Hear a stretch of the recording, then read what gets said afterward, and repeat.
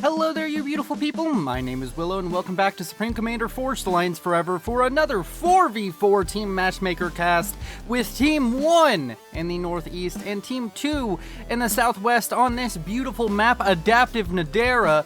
We are going to get into introducing our players, but before we do, go ahead and consider hitting the subscribe, like, dislike, and commenting down below, or maybe even joining the channel membership, or hitting the Patreon link and checking out the benefits you can get with either of those programs. With my shilling out of the way, let's go ahead and get into introducing our players.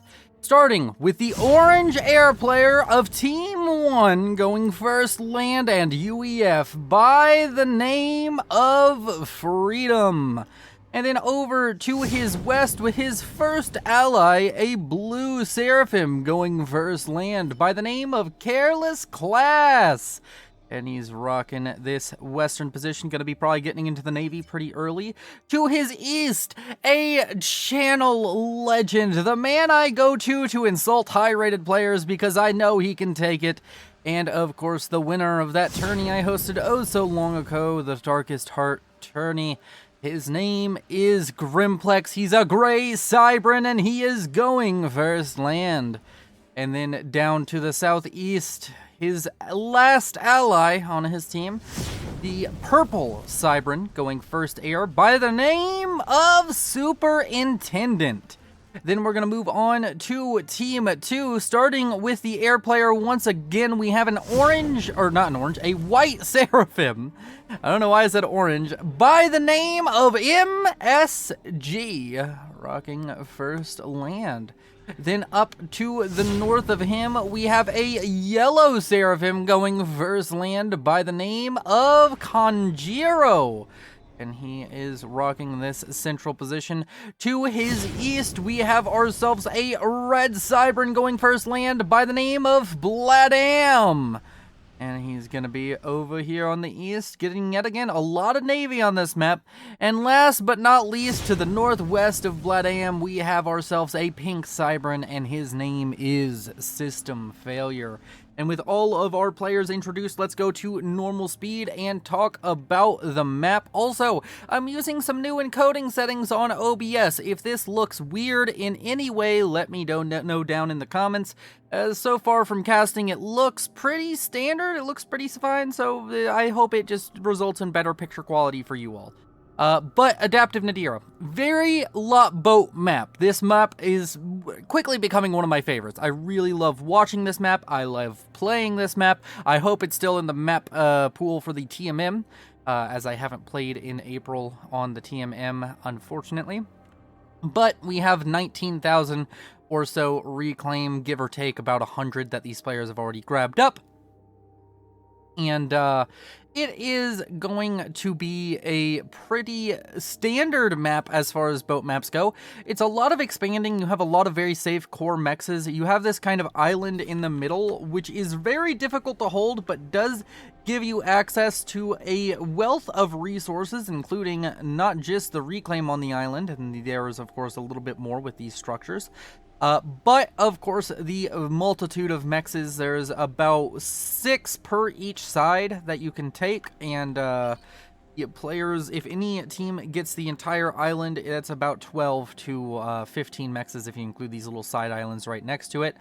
And, of course, it's kind of an island-hopping campaign. One thing I like about this map as compared to other naval maps is despite it having a lot of islands and being somewhat of an archipelago, which is a very fun word to say, by the way, it doesn't feel like the naval pathfinding is horrible on this map. Sure, there are some choke points where you can get your units bogged down, but most of the time your units are fighting in these kind of more open areas, or they're fighting around here. These islands give a little bit of a defensive advantage to the players trying to defend their own territory, but once you get into the larger areas, the naval battles are pretty standard and it's pretty fun.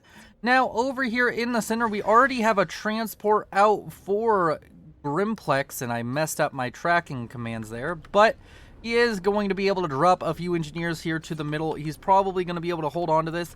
Now, one thing I didn't speak about whenever we were introducing our players that I definitely should have is the rating disparity in the game quality. 98% very good. Grimplex and Freedom are both entire pros at 1858 and 2056 respectively as their ratings. These players are amazing at the game. But they're paired up with two relative noobs in Superintendent at 842 and Careless Class at 769. Now, this is a bit of a strange matchup because despite having these two pros on this team, we don't really have anybody like that on the secondary team. Most everybody on this team is everybody on the team is between 1300 and 1500 rating, which means that we have a bit more of a discrepancy in rating for Team 1, whereas Team 2 is a bit more average on their level of play. And these two flanks are going to be sore spots, as Grimplex and Superintendent spawn in the middle, and the two flanks are the 700 and 800, and that means that these areas are going to be very difficult for the northern team to hold.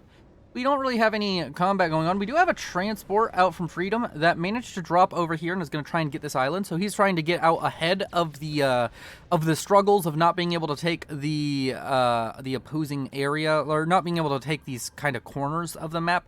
He's going to be trying to get out ahead of that by just working on it himself. There's a T1 bomber out over here now for Bladam. It's managed to get 2 kills. I'm guessing both of those are on engineers that were trying to expand out in this direction.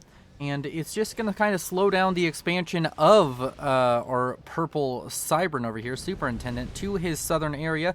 The bomber does eventually get shot down by Grimplex, and of course, it was Grimplex or Freedom, and it gets another engineer kill, getting it up to 3, maybe 4 engineer kills total. Not huge developments, but this is a huge development, as Bladam is going to be dropping 2 engineers and 4 mantis over here to the east. Or no, 4 engineers and 2 mantis. Sorry, I miscounted there.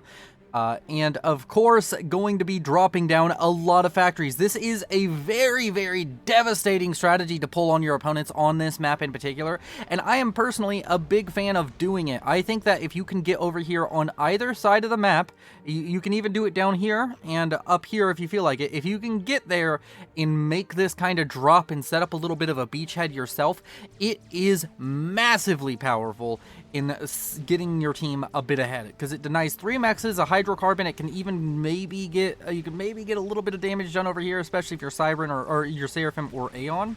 You can get these islands dealt with, and it just creates another front that your opponents have to fight on. So very happy to see this strategy being showcased here on Adaptive Ndera. I don't know if I've casted this map before, but I have certainly played it a lot, and I hope to cast it more in the future. If you have Adaptive Ndera games of your own, you can submit those on my Discord in the replay submission channel.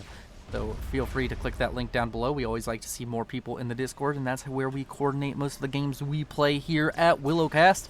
But with enough shilling out of the way, a couple of mantis that were dropped with it managed to pick up a mech kill. There is a factory built up over here that will be able to help, but all of these factories being thrown up in quick succession of each other by Bladam gonna mean that this area is gonna be a bit hard for Superintendent to hold. I think at this point he has the factory advantage, at least with land factories. So he's going to be pretty outnumbering his opponent here. It doesn't seem like you should outnumber your opponent here, but when your opponent goes first air and all of these things combine together and he just only has 1 air factory, he's not really going to be able to push you off. It could be very fruitful for him and Grimplex here to try and coordinate to get rid of these interceptors, so you can try and just bomb this out of existence. But mobile anti-air is something you can always build.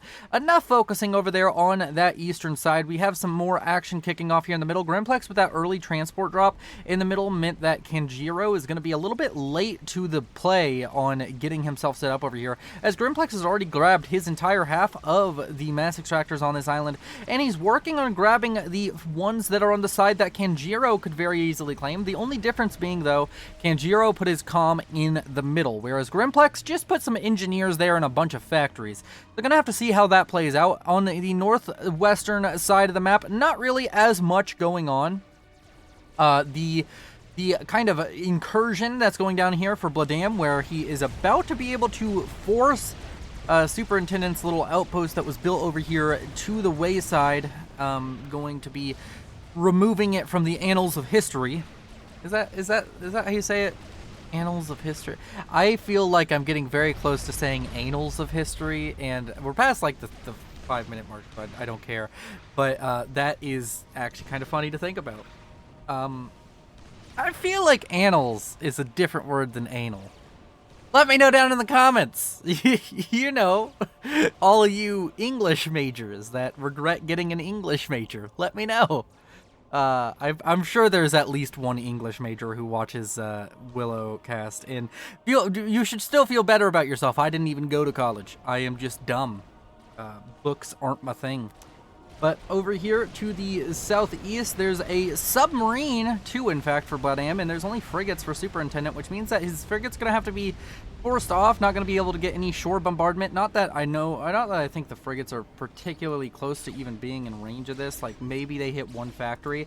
But Superintendent brings his comm forward and starts shelling the factories and units over here. There's some mobile anti-air built up, as it does seem as though the air fight over here went relatively poorly, or the air units for Bloodam had to leave this area. But there's a lot of land units over here, a lot of Medusa. These Sky Slammers can shoot at the comm. They're inaccurate, but they do deal enough damage that Superintendent's starting to lose HP slowly but surely. There's also all of these Mantis, and of course Medusa can deal a lot of damage to a comm very quickly, so Superintendent needs to keep on microing this. We really don't want to see him looking away from this while his comm is pretty much so isolated on his own over here. The submarine from earlier continuing to grab kills onto some of these frigates for Superintendent, and Superintendent taking some Zeus fire. Zeus is striking him down with lightning as he's gonna be forced into the water. He's down to half HP and falling quickly, about to be into the red as he pressed that 3,000 HP mark down to 2,000 HP. He's really not dodging any of this artillery. This could be our first ejection as he's getting very close, down to 1,000 HP as he slinks beneath the waves. The oh so sneaky Cybern way of being underwater, which is particularly useful for Cybern comms compared to the other comms. Over here to the south, though, Grimplex taking this opportunity as Bloodam has been investing so much into that little fire base, that little production area. Grimplex is going to take the opportunity to push him out of the water. These frigates going to be super valuable, as now Grimplex is going to have kind of the run of the lands over here. He's going to be able to do everything he wants naval-wise. In fact, he could even kind of just stop frigate production with this kind of development, but I did not notice this down here, and yet again, I am going to continue saying but and then noticing it, apparently. It's one of those things. It's like every like 20 to 30 casts, I find a new thing to do that even annoys me, like my own way of speaking that annoys me, and then I fix that and something else just pops up. It's like whack-a-mole with flaws, with my own flaws. It's quite fun. It's you should try it sometimes. I encourage all of you all to cast, so that way people criticize me less, because it's harder than it looks. It's not just talking about the game, it's also just, you know, trying to be good at speaking. Me am smart and do good and stuff. Oh man, I need to refocus. So, Grimplex, he's over here with his comm as well, trying to help out Superintendent in dealing with all these Medusa. I think Grimplex probably going to do a slightly better job and not getting shelled by Medusa kind of relentlessly, as Superintendent walks forward at 2,300 HP, and considering what happened last time, he really cannot afford to not be watching his comm. He could go down to just a few Medusa if he is not paying too much attention. Over here to the west, the T2 HQ is working on a frigate. I actually think this is the right call. You build the is that a frigate or a submarine? It's not the destroyer for sure. No, that's a submarine. Okay, sorry. Frigate, submarine, they everything Seraphim looks the same. It's all ugly, okay? I think building submarines is the right call here, and if you can build up enough in time, you can save your naval factory. The issue is submarines are really expensive and really low on DPS, so I think Grimplex kills off the T2 HQ, but these submarines do get to force away the frigates, and you could very quickly rebuild your HQ by just reclaiming this one. But it's not going to be a fun time in any mean for any cost for Kanjiro, as losing a T2 HQ right after it finishes upgrading always feels bad. He's going to have a couple of submarines here as his ally System Failure shows up with a bunch of frigates, so System Failure going to be able to try and stabilize this area to the south of him that's just really having trouble. There's also some torpedo bombers getting into the air. Speaking of air, we have T3 air finished up and a strategic bomber for MSG dropping its first bomb over here to the east. Gonna be getting off a kill onto a T2 Max, but gonna go down immediately to some ASF out from Freedom. So that strat bomber definitely not cost effective by any means, but could see some more action coming out. Does seem as though both of the air players reaching T3 air around the same time, which is quite impressive.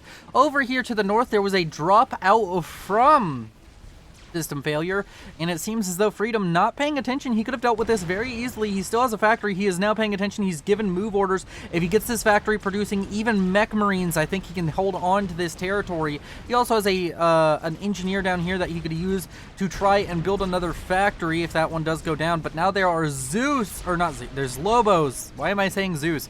There's, or not Lobos, there's Zooies. There's Zooies in the area, able to help out. It does seem as though Freedom is deciding to capitulate and cede this territory over to his opponent. I guess he was just happy enough to hold it for a little while, but now MSG and in System Failure going to be able to take over that island to the far north. As down here to the southeast, the combined forces of Superintendent and Grimplex looking mighty scary over here, as they have more frigates than pretty much everybody else on the map combined. So it's going to be a bit difficult for Grimplex and Superintendent to kind of lose Navy at this point, but we'll have to see. A lot of torpedo bombers coming out from Team 2, and Team 2 really needs to get a handle on this Navy. The longer you go without any kind of naval control, the quicker this game goes south for you. Now, of course, it's not an unwinnable position for the Southern team. There are still definitely areas they could exploit, especially if they start getting big wins over here. It kind of draws the pressure away. Grimplex has to start sending his reinforcements up to the north instead of sending them down here, and lets you whittle down this kind of area over here. Whereas Superintendent and Grimplex, without anything else going on the map, can really focus on just pounding in the damage over here. And with destroyers and cruisers now coming out on the field for Grimplex and Superintendent, they will be able to start getting some of these more inland mexes, which will be very dangerous. And of course, both of them being Cybran means that their destroyers can't always just say screw the rules and walk on land, which is such a beautiful thing to see. Grimplex surprisingly decides not to focus so heavily on holding the middle. I mean, I guess he is kind of just focused on ecoing and getting himself a little bit more going on over here. It seems as though a strat bomber was able to kill off 2 of the T2 mexes that were over here for Grimplex. He's going to have to rebuild that. That's going to put us economically with Grimplex still kind of in the lead. Freedom and Grimplex very high on the boards, as you would expect, both of them near the triple digit, if not past it, mark at this point. System Failure in the triple digits himself. Kanjaro, the closest out of the closest to triple digits from outside of the top 3. The top 3 are basically there, whereas Kanjaro is at 84. MSG at 72, and Careless Class around the same. Bladam and Superintendent both very low on their economies, the southern side, at around 50 or 40 each, respectively. Torpedo bombers and a torpedo upgrade on the way for Bladam. Bladam's going to have to probably run away from this. He's in a bit of a dangerous position as the torpedo bombers come in and start to deal large amounts of damage to the cruisers. Once you take out the cruisers, your troubles are not over, though. Frigates do eventually kill off torpedo bombers. You can see all of the fire coming from those tridents. Eventually, some of those shots land, and those shots deal horrible, horrible damage. as Bladam tries to get himself out of the water. He's building some Cerberus, which is a decent call to try and stop the assault of frigates. The frigates, at the very least, cannot attack the Cerberus without being in range themselves. So that's going to be pretty big. The ASF out from Freedom now coming in. This could be really bad if MSG reacts poorly, but MSG does, of course, have cloaking on his ASF, so not 100% guaranteed that Freedom knew his ASF were so close in weight. The turns looking somewhat dicey for both sides. Both teams decide not to take a full-on air engagement here as more torpedo bombers continue to be forced out of this factory and trying to stabilize Bladam's position in this game. Bladam wants to get back into the Navy. He does have a large naval production line starting to be built up over here, and I would like to see this get a bit more focused by him. It does seem as though the northern team just does not really respect the idea that this could be an issue. I'm really surprised to see Grimplex and Superintendent not committing more of their T2 naval forces to trying to dislodge Bladam, who is still over here, still trying to cause issues, still forcing Superintendent to play a bit risky with his comm. Superintendent is getting some ranks of veterancy, so this is going to be a little bit better, but if T2 gets built up over here, it could be very dangerous for this northern team. As, yet again, I think this was either strat bombers or maybe this was a tactical missile launcher of some kind, or no, it was a drop. Drops being used over here by Bladam to try and cripple Superintendent, and if he could maybe even get a drop even further inland, maybe like right up here, or even right here, could deal massive damage to his opponents. Gonna just have to see if he can keep on top of that or not. Of course, a lot of interceptors showing up now as these very, very annoying Medusa continue to harass Superintendent. The naval side of things, it's still a bit stagnant over here. It's still kind of torpedo bombers versus the world for Team 2. But it does seem as though Grimplex is going to be trying to push his navy and jam it in yet again to the T2 naval HQ of Kanjiro, who's still trying to get back into the navy, which is an admirable goal.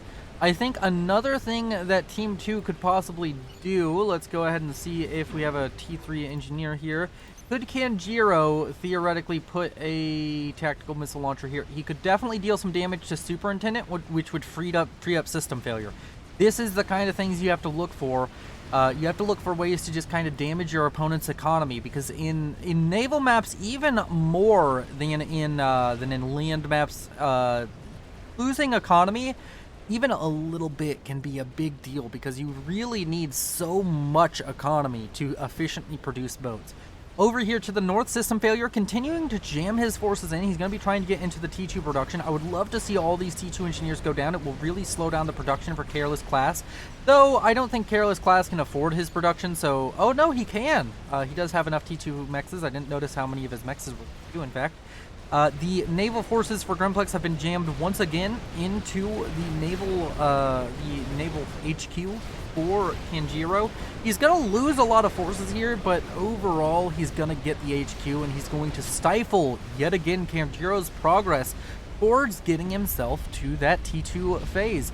Superintendent down here has been killed off by Bladam, and it seems as though there's a snipe attempt over here out from system failure. Bladam, of course, getting the kill with the Lobo, or with the Medusa, but now there is a T2 Guncom of Freedom that could be under huge threat. He's down to 8,000 HP. If these Fire Beetles get on top of that comm, this could be huge. Come on, Fire Beetles, you just have to right-click them on the comm. The Fire Beetles not necessarily doing... they're not connecting very well, and Freedom gets away from a position that you probably never should have. Oh, that was unfortunate for system failure. And now Superintendent is dead. His base transferred over to Freedom, who of course is kind of investing the most into holding this kind of territory. So that's going to be all right. I think that that Fire Beetle snipe could have been huge. It would have basically forced all of this into Grimplex's hand, and I know most people are gonna say, well, Grimplex with 3 base, GG, but like, You gotta take your wins where you can get them. You gotta kill off the players you can. Maybe if he killed off Freedom and it was just Superintendent here, he killed off Freedom instead of Superintendent, that could have been probably the best play. And of course, that's things you have to think about in this team matchmaker with full share on. You have to think about, do I take out the weak opponents? Or do I leave them there to flounder and try and come back whenever I know they just don't have that capability, or you believe they don't have that capability? Those are questions you have to ask yourself and answer for yourself. Up here to the north, that little incursion by System Failure's naval forces wasn't quite able to kill off the T2 production. And down here to the south, Grimplex doesn't have, he's moved all his forces to the north. He's now trying to fight System Failure. The Navy side of things has kind of just gone poorly for Team 2. But this land incursion has gone very well. Bladam and System Failure working together to try and kill off any kind of opposition that may show up over here. More Medusa drop over here going to be dealt with by Grimplex's comm. And of course, Freedom over here trying to eco up even more using his dead allies' newfound stuff. And Grimplex building forward factories. A very nice call out of Grimplex, as he's going to be able to get up a lot of reclaim. All of these factories going to be producing engineers, and it's going to be a huge reclaim field right here. 15,000 on screen right here. This is almost, if not more, mass than was on the entire map earlier. And when we zoom out, 47,000 mass. There's a ton of reclaim to be had over here to the east, about 5,000, and I'm sure these higher rated players are going to get on top of that. More and more Medusa being ferried over by Bladam. He is going to continue to try and get some damage done, but I don't know. I think it's starting to hit that diminishing returns point. I think that this fire base is, or this incursion, you either need to invest fully into it or you need to stop investing into it. Down here to the southeast, Freedom has managed to get his own navy up and running, and he has now used that to kill off this production to the southeast. I don't think Bladam was getting a huge amount of forces out of that, but maybe he could have if he had a bit better eco. He's down on the lowest eco in the game at 49. System Failure and Freedom leading the charts. System Failure in particular at the highest point, and he's really building up a lot of T1 factories, but he doesn't have any T2 Navy as of yet, which could come back to bite him. I really think that at this point, you're 22 minutes in, you have to be going for T2 and T3 Navy, or you have to be going for some other kind of shenanigans. We do have Fire Beetles. I would like to see maybe throw these Fire Beetles on a transport and throw them over to basically anywhere up here in the north, and you can just use them to kill off mass extractors. Don't necessarily kill off Superintendent, just get rid of all of his eco. Transport dropped right on top of Careless Class's comm, and Careless Class like, ooh, free reclaim. Interesting. We do have tactical missile launchers being sent out, and they're going to be able to kill off the T3 HQ out from Careless Class. The T3 HQ going to be going down momentarily, which means that no more high-tech units going to be pumping out of these factories except for that last destroyer rolling off the line for Careless Class. How quickly is he going to notice this happening? He does go and start building TMD. He's going to have to rebuild that factory, but he does get the T3 engineers. Probably wants to move those just in case. And the TML's going to go down on their own. I wonder where these TMLs are going to be firing. Are they going to be going for that T2 non-HQ? Could be the case, as Kanjiro trying to help out his ally. A large hover army now being produced by Kanjiro, and also has Othams. If you could get enough Othams built up here to do kind of a land invasion, that could be very brutal. But it's starting to get to the point where you need to come up with a concise strategy, because I don't think you can win Navy anymore. There's just so far behind on Navy. The only person who has a chance is System Failure, who admittedly on the highest eco in the game is making a good case for himself being able to do so. A large Medusa drop on the way up here to the north. Just drops on drops this match. As there are going to be a lot of damage going in. I'd love to see if he can manage to get maybe a couple of these Medusas dropped here, but then drop a couple of the transports up here, deal some damage to Freedom, or maybe just drop them all, because Freedom's going to have a very hard time responding to all these drops, as he only has maybe one or two, oh, but no, the mobile flak going to make this a little bit more difficult, as that mobile flak out from Careless Class going to be able to set that up. Careless Class really setting up a very defensive position with all of his anti-air, but respectable. As down here to the southeast, the air game, which we haven't really talked about that much. Grimplex now in it, and Freedom plus Grimplex in air is going to be very difficult for Team 2 to deal with. They're all building torpedo bombers. At least everybody I've seen has built torpedo bombers. And it could be a good strategy, but they need air control to make it work. And I'm not sure if they're able to achieve enough air control at this point. It just seems as though the only player building ASF is MSG, and his economy is smaller than both Grimplex and Freedom. Admittedly, Freedom and Grimplex both building Boat, and Boat ain't cheap. Oh, it looks as though that tactical missile launcher maybe killed off the T2 naval production also that formerly belonged to Superintendent, but the T2 naval production of Freedom. I don't think it managed to get the T2 naval production of Grimplex, as he does have the EMD built up. And overall, we now have Bladam in the water with a gun and torpedo comm, which could be very useful. We have some T2 naval production yet again set up by Kanjiro, but is he going to be able to hold on to it as the forces of Grimplex continuing to try and pressure over here, continuing to try and deal with this Kanjiro's production. T2 Navy has been built now by System Failure, and he's even going for T3, probably going to go for some battleship rush. And up here to the north, he's fighting T2 and T1 navies, but he just has so many frigates. This might still work. He has 44 frigates versus it's mainly Grimplex up here with 2 destroyers and 12 frigates. That could be enough, but the issue is Careless class showing up with all of these submarines going to be really difficult for System Failure to deal with, which means he needs to win the surface naval combat. He needs to win this surface engagement really fast because those submarines are basically infinite damage. They just take a while to apply it. So he needs to be careful, or he needs to just run away and probably get his own submarine production up. It's expensive and you don't really like to do it, but it's sometimes what you have to do. And he has a lot of T3 build power over here. It's really eyes on System Failure and Grimplex right now. Those are the 2 big players in this game, I feel. Freedom, also a pretty big player, but it seems he's pretty happy to just focus on air production. A drop of a Viper and a Medusa over here to the north is going to be shut down by a simple broadsword. That could have been pretty devastating, but Freedom, on top of things, does notice it happening and does deal with it.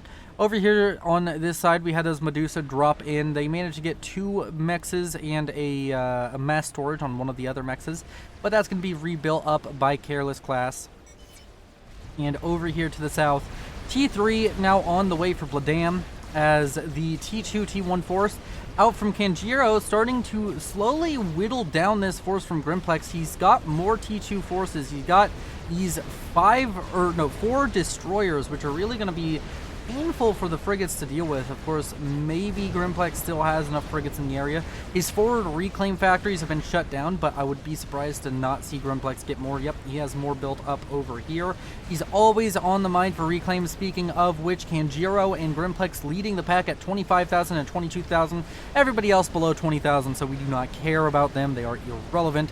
As we reach the 26-minute mark, some players over 200 mass a second. Everybody except for Kanjiro, Careless class, and Bladam over 200 mass a second. Bladam really been stuck around the 40 mass a second mark for a very, very long time this game. He's just struggling economically, and not sure if he'll be able to get very much more done. He's got the 3rd highest reclaim, but it's not making a huge difference, and he does have these factories where he could probably just start pumping out engineer. Probably be his best decision that he could make going on right now. Over here to the east, this is a ill-fated attempt, and it's going to drop a lot of reclaim on top of Bladam at the very least. Wait, why did the... Okay, they're firing again. The T1AA, very good at dealing with broadswords, so the broadsword's going to be forced back. They do kill off a couple of factories, but that's just not going to really amount much. And on top of that, now you can have mobile flak produced, as Vipers are also out and on the way from those factories built up by Bladam. T3 land has been achieved by Freedom, which isn't normally a thing I say on Adaptive Ndera. But he's got T3 land, and he's now starting to kind of pump out some bricks, and he's going to be trying to deal with the land forces of Bladam by using just mass brick it does seem, and that could be very useful. You could also get, if he gets the bricks in and can deal with enough of the anti-air, he can also bring in the gunships to kind of clean things up. So I think as long as he balls up enough bricks and he doesn't just constantly stream them in one at a time, he will be able to eventually dislodge this using his T3 land advantage, as long as Bladam doesn't go for T3 land himself. It does seem as though Bladam is going to go for T3 land, but it's just going to be so much slower. He's so far behind economically. He can barely afford one T3 land factory right now, if that. And that would be canceling literally everything he's doing at home. He can't be building torpedo bombers or anything to help himself out. Over here to the north, we weren't really watching it, but slowly system failure has started to lose, and this has created a massive reclaim field. And you can see, yet again, Grimplex setting up his reclaim factories already. He's going to be trying to get into this reclaim field and trying to get set up with a large reclaim a large amount of reclaims, so that way he can even kickstart even more economic progress at home, or even just afford more boats. Control K's a few factories, which, yeah, those roll T1. I don't think that was a bad idea. Gonna reclaim those. Doesn't really want to be building as many frigates as he once was, as he feels he's winning Navy. But was that a mistake? Yet again saying but nevertheless, was it a mistake? Because down here to the south, Kanjiro has really been pumping out the naval forces and is starting to come back in this game. And is starting to really produce enough navy to fight back freedom. Grimplex going to probably have to help over here, but we have battleships on the way, and I hate myself for saying but now. I like big butts and I cannot lie. Battleships on both sides. 2 battleships, one for Grimplex and one for Careless Class for Team 1, and Team 2 with 1 battleship just over here for system failure. It could be, it could be a dicey situation for either side if system failure can get another giant ball of frigates going with all of these factories producing frigates. It could be dangerous. He also has some factories going T2, but can he afford it? Can he deal with these -3? He can't. He just can't afford this. He's really stretching his economy very thin as he's building a nuke launcher, which, you know, a valid thing to stall on, but it'll be difficult. It'll be real difficult for system failure to deal with this kind of this naval pressure, the overwhelming force that's being shown by Careless Class and Grimplex. Going to be difficult for him to overcome his adversaries over there on the northern side. But every dark cloud has a silver lining, and that silver lining right now is Kanjiro on the southeastern side doing quite well for himself as he continues to produce naval units and continues to gain some naval territory. Even has some Othams that could show up on land. Of course, a little bit less useful now that there are massive bricks being produced. The bricks out from freedom, as I said, slowly whittling down the forces of Bladam and that T3 naval, or that T3 land HQ. It's just not long for this world. A T2 radar about to go down. It was getting capped with PGens. Unfortunate life for that, and this is just going. It's a matter of time before this this kind of collapses over here, unless we see Kanjiro really get involved. Kanjiro is going to be killing off a sizable chunk of Freedom's Navy, as Freedom just really hasn't thrown that much into Navy. But on the other side, Careless Class and Grimplex have, for all intents and purposes, forced system failure out of the water.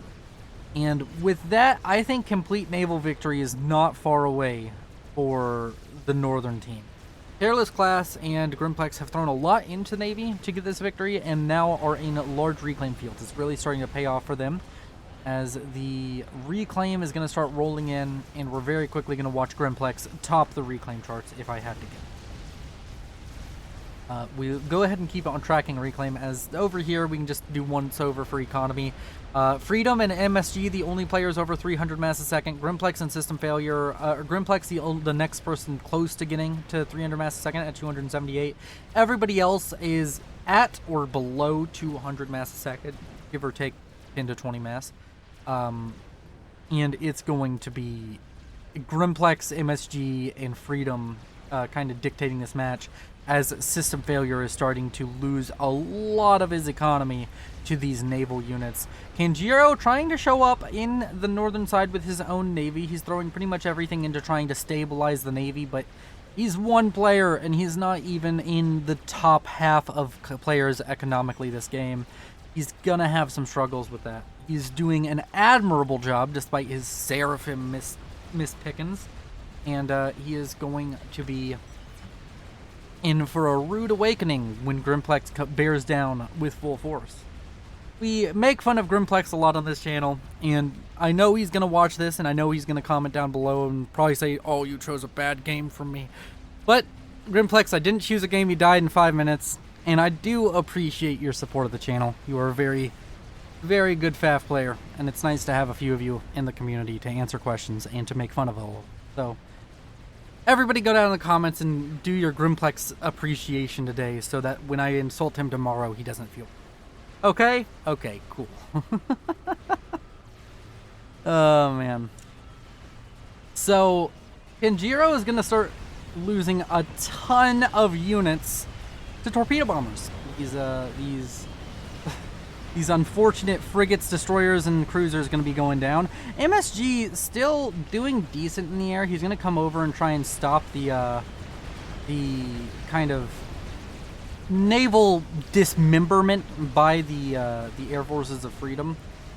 But he's so far behind on air. He's so far behind.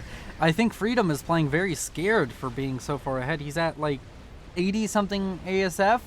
Whereas Freedom is at 100-something ASF. So I guess very good turns for MSG could win this, but who do we expect to have better air turns? The 1800 or the 1400? Now, I know that PMM has its flaws right now where players who haven't played a lot of games can be massively disproportionate to their actual skill, but that's just called smurfing or just somebody who hasn't played enough games or whatever. So I'm sure some of these players are better than they appear or worse than they appear. Because I've seen some TMM players who I have no idea how high they're rated now. I'm guessing playing with much higher rated players.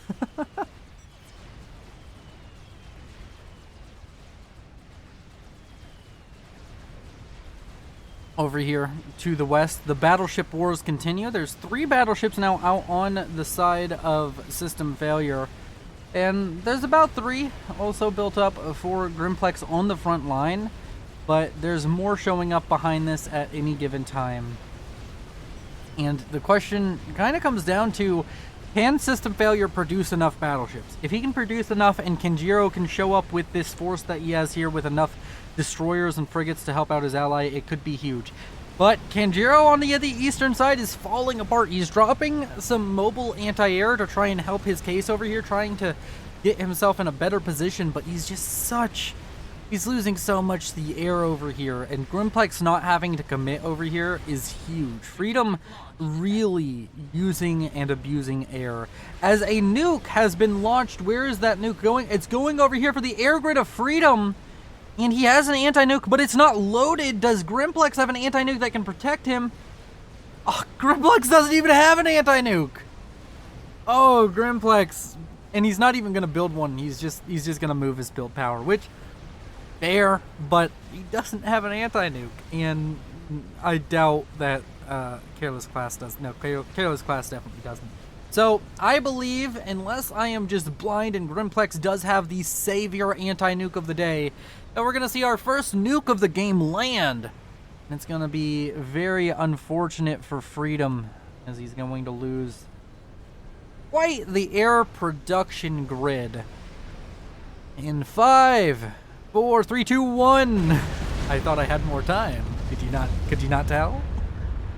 As the nuke happens to land, the death of an airman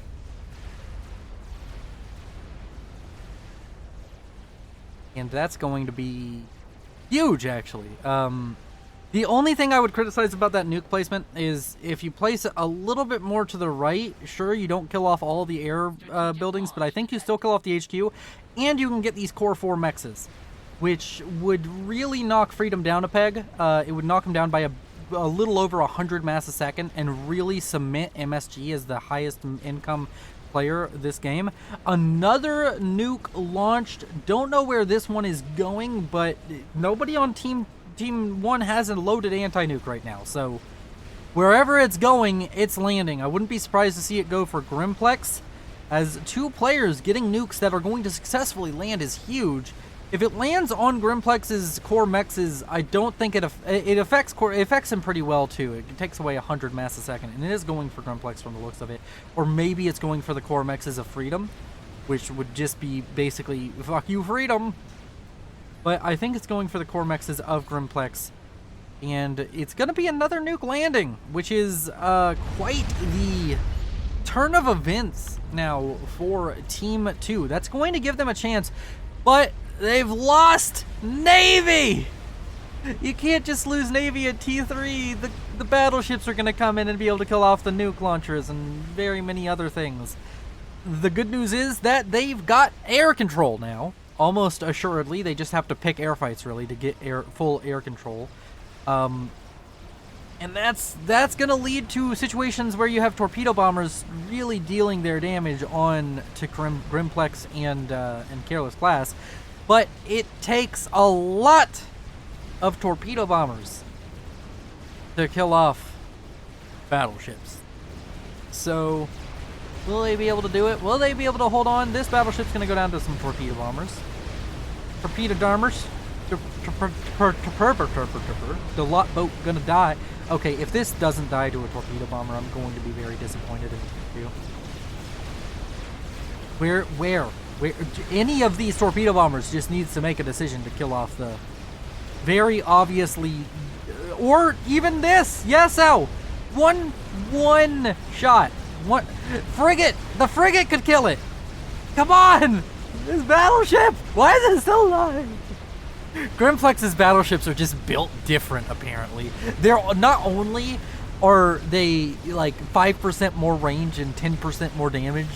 As everything with pro players seems to be, they're also invisible once they fall around 100 HP.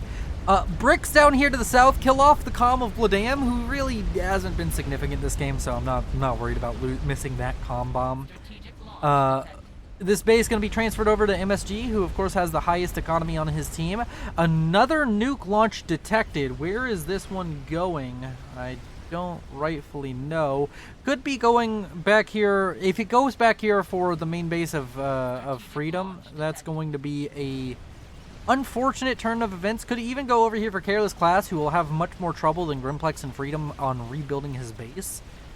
It does seem as though it's going up here to the north towards Careless Class. Could be getting major damage done down onto him. Kill off all of his T3 mexes, in fact, which would be pretty big. It's going to stop some of these mexes, or some of these battleships from being produced, but the battleship production for system failure has gone down to the wayside. It's not going to be producing anything of note anymore. And overall, these battleships just going to be a huge issue. ASF coming in now for Freedom. Is there going to be... There's not enough ASF here for MSG to take a fight and comfortably win it. But there are enough SAMs over here that maybe he could bait it. The Freedom flying into a whole bunch of SAMs. Both of the nukes land, which is brutal. But unfortunately, with all of these nukes landing, sure, they're up 100 mass a second, but I feel they're losing a lot more to the bricks and the battleships. The double B's of destruction. Bricks and battleships. And just a absolute naval supremacy thing going on.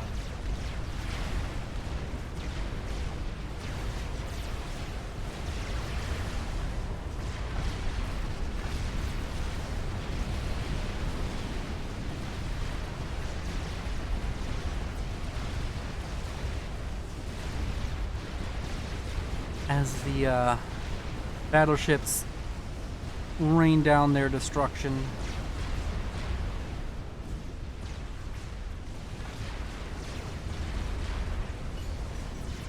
And, of course, I didn't really speak about it, but Kanjiro dies. He dies to the battleships. I'm just in awe at the battleships firing their shells. And system failure soon to follow. So very soon we're going to see MSG versus the world as system failure begins to do the death rattle of... I was trying to think of a dance that began with an R.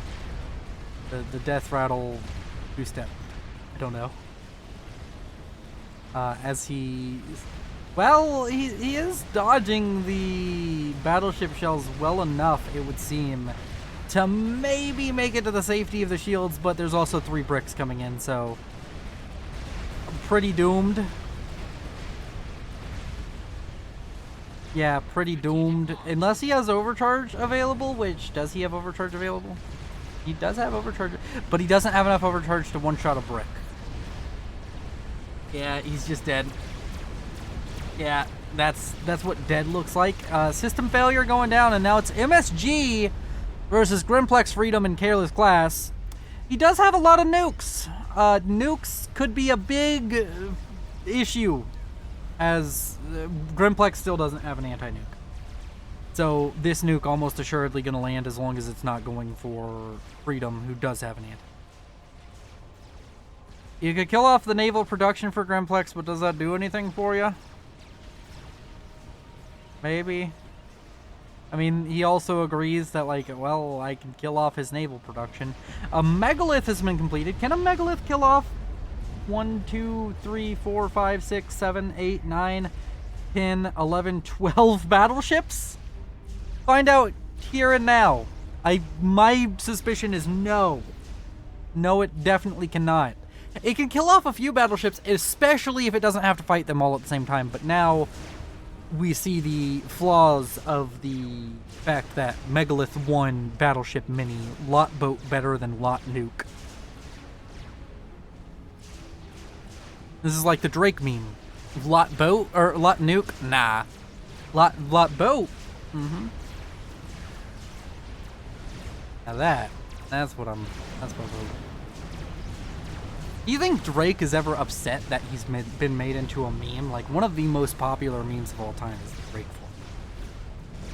Or do you think he's happy? You're either happy or you hate it.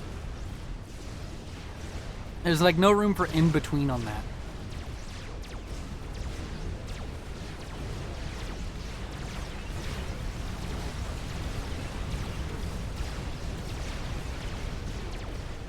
The Megalith does make its way over here, is going to kill off one of... Oh no, the battleship body blocks, so it doesn't even get its rank of veterancy.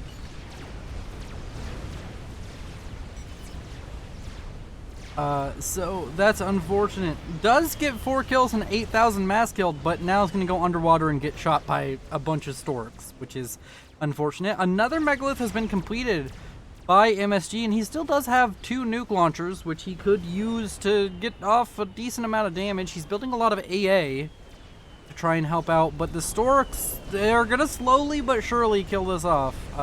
Megalith may be able to get a rank of veterancy by using its torpedoes to even kill off this battleship right here, which it did so much damage to earlier.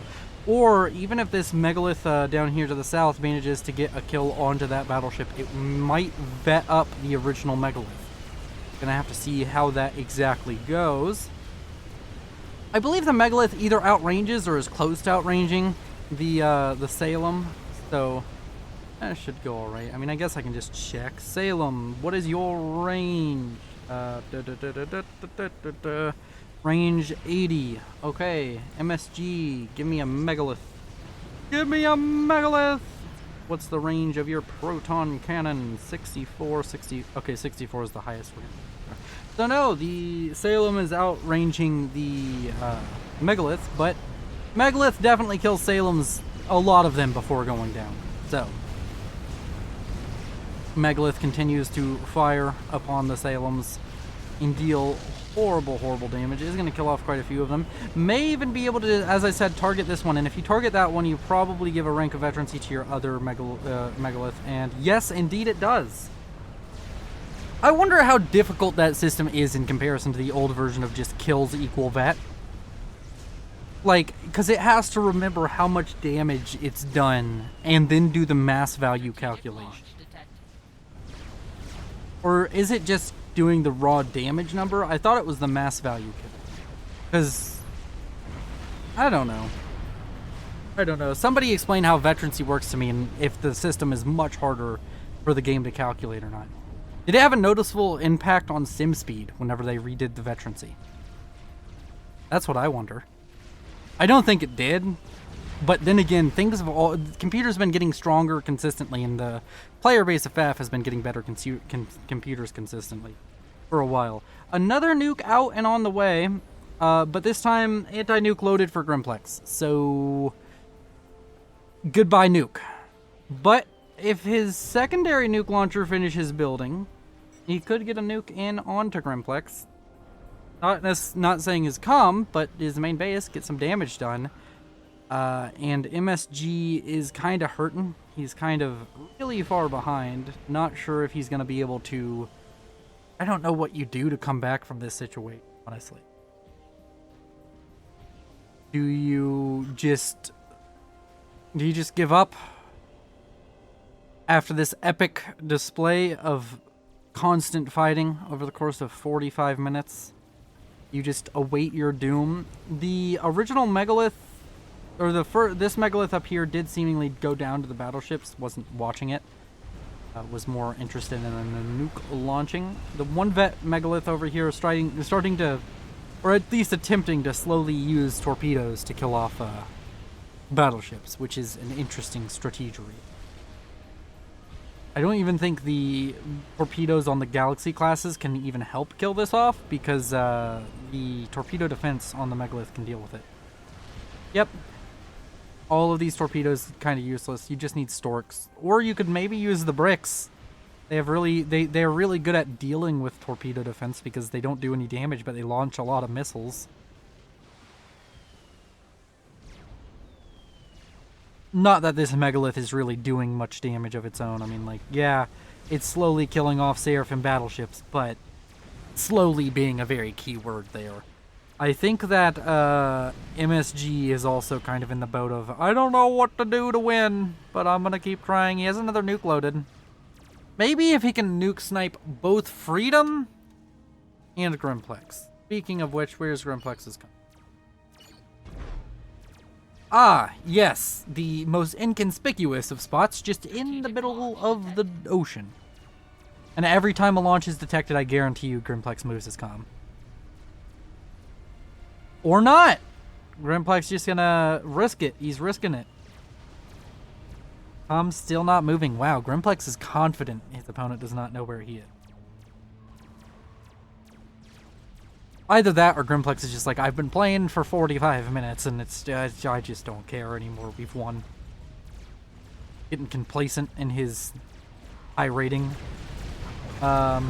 Experimental built by Freedom as his bricks run over the former base of System Failure, who was doing so well earlier on in the match. A Novax completed by Freedom, which means Freedom gets the Worst Player of the Game award for me because I hate the Novax. Another nuke was launched out of that launcher that I think just died.